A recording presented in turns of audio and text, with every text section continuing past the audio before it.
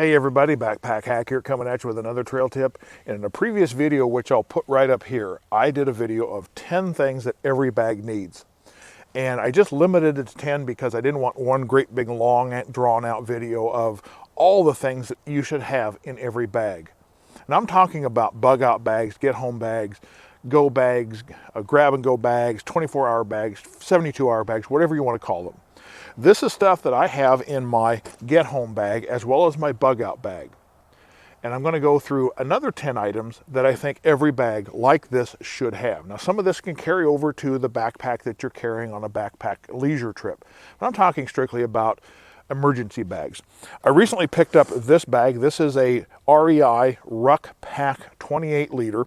It's a great backpack. I love it. I got it at a garage sale for like $45. There's nothing wrong with it.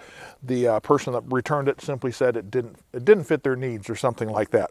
So it's not like it's torn or worn or anything like that. There's nothing wrong with it. It's a perfect get home bag. So I need to find another one of these because I have two get home bags. So if you're looking for a get home bag, I'll probably be doing a review of this sometime soon to let you know what my thoughts are on it. But let's get started with 10 more items that should be in every bug out or get home bag. Number 1, cordage.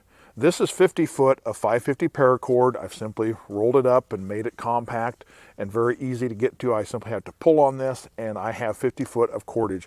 You never know what you're going to need to do with cordage. You may need to make a repair or use it as a belt, or who knows. But cordage is so light and small that it belongs in every bag. There's so many uses for good quality cordage. Number 2, garbage bags. There's a lot of different uses for an emergency in a garbage bag. You can make an emergency poncho out of it. You can take a large contractor bag and make a shelter out of it. You can use them as ground cloths if you have to spend the night. And there's all sorts of uses for it. So I have a 30-gallon contractor bag as well as a 13-gallon kitchen bag, and I vac seal them just to save space. It doesn't make them any lighter, but it makes them a whole lot more compact. Plus, it helps protect them against rips and tears.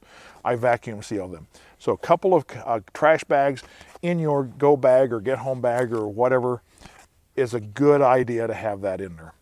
Number 3, an AM/FM weather band radio. And it should have 3 things on it besides the radio. It should have a solar panel. It should have a crank for a rechargeable battery. And it should have a flashlight. Now these things are become more and more common with preppers and backpackers and hikers. And I have one of these in my get home bags. I have something similar to it. I have an Eaton Scorpion 2 in my bug out bag. They're so handy to simply get on the radio and either listen to the news or listen to the weather forecast. I can't imagine not having one of these as part of your emergency kit, either in your home or any of your bags. So an AM/FM weather band solar crank radio. This one's going to sound kind of crappy, but toilet paper.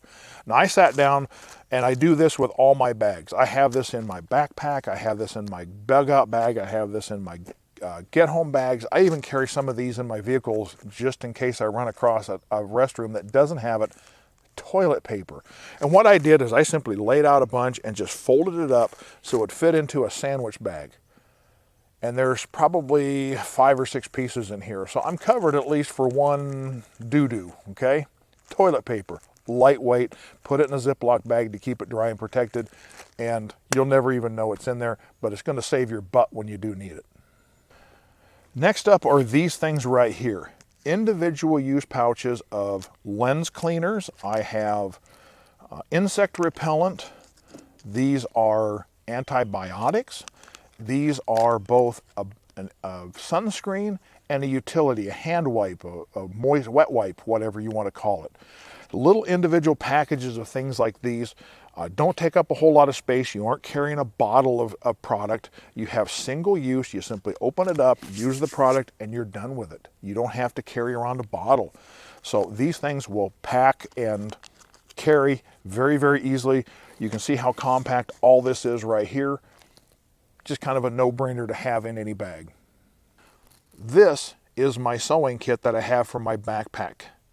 But I also have a similar sewing kit in all my get home bags, my bug out bag, a very simple sewing kit. It has some pins and needles. I have some pre-threaded needles in here with a variety of different colors. So if you want to know why I do this, watch this video up here, why I pre-thread my needles in my sewing kits. But this is the one I carry in my backpack, and I have something similar. But a sewing kit can help you repair your clothing, maybe repair your pack if you are needing an emergency repair. So a simple sewing kit in any bag is a must. Number 7, paper and pencil. Very, very simple. How many times during the day do you see somebody, I need to write that down. Anybody got something to write something on? If you have a pencil and a paper in your packs, you don't have to scrounge for something to write things down on. You have something. Now, if you want to go to the expense of getting the Write in the Rain pads and the pens, that's fine. But a simple notepad like this and a pencil that you buy at the dollar store, and I keep them in a little Ziploc bag. I also have a small package of Post-it notes in here in case I need to stick a note on something. Having a way to write things down can be very essential when it comes to bugging out, getting home, what have you. So paper and pencil in every bag. Number 8, the handyman secret weapon, duct tape. Now these are little pads that I make of duct tape. You can see it's not a roll, but it's a little pad. And if you want to see how I make those, watch this video up here.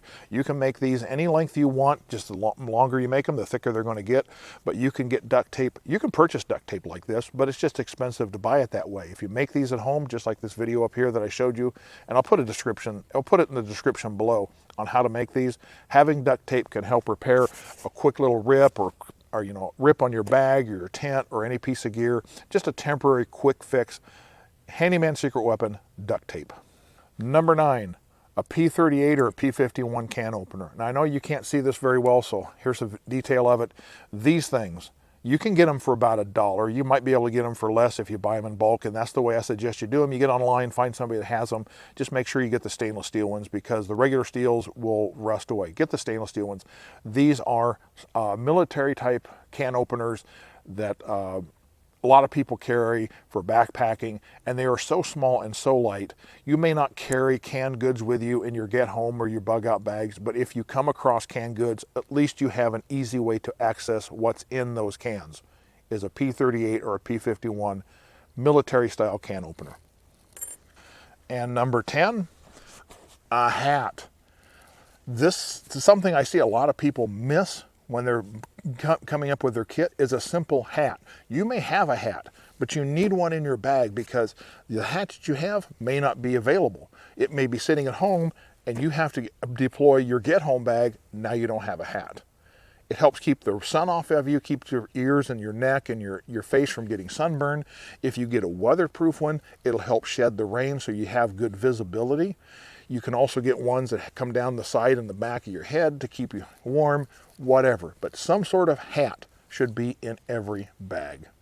And that concludes my second video on the 10 things of what should be in every bag. Again, this is my REI Ruck Pack 28 liter. And I'll put a link to the website that you can get one of these at. Like I say, I got this one at a garage sale for $45, so it was half price. And I need to get another one so I can duplicate this in my second vehicle. Anyway, those are 10 more things that I think should belong in every bag or backpack. This is Backpack Hack coming at you with this trail tip. Be sure to like, subscribe, comment, and share my videos. Be safe out there, and I'll see you out on the trail.